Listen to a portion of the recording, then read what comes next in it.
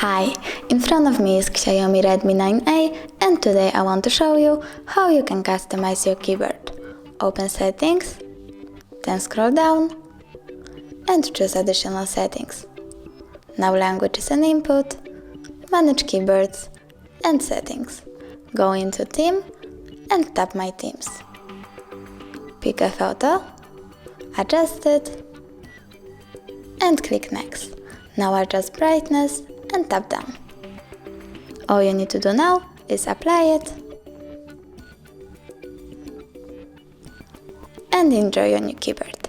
Thanks so much for watching. If you enjoyed this video, leave a like, comment and don't forget to subscribe. Bye!